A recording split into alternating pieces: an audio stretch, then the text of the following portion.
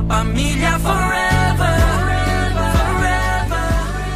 Wala sa tira ng teacher salary loan, nakapagpatayo ng negosyong ginto. Pumutok na noon yung gold selling online, 50,000 pesos. So yun yung pinang-start ko. Nakakailang orders kayo? Sa isang araw, hindi kami bumababa to 1,000 orders. Wow! Yung feedback rin ng mga tao, nakuha nila yung item ng mas mababa at napa-appraise nila ng mas mataas. Grabe doon kami na-amaze. Best buddy sa panahon ng emergency ang credit card. Pero ilan din kaya sa milyon-milyong Pinoy ang napapakamot ulo ngayon kasi ang bayarin lumobo na rin. I have 7 credit cards. Kung hindi mo pala siya nabayaran yung on time, there will be a finance charge of your total amount. So, ang bigat, yun yung nakakatakot. May pag-asa pang makabangon sa pagkakalubog sa utang sa credit card. May puhunan! Kaya mo! Linggo, alas 4 ng hapon.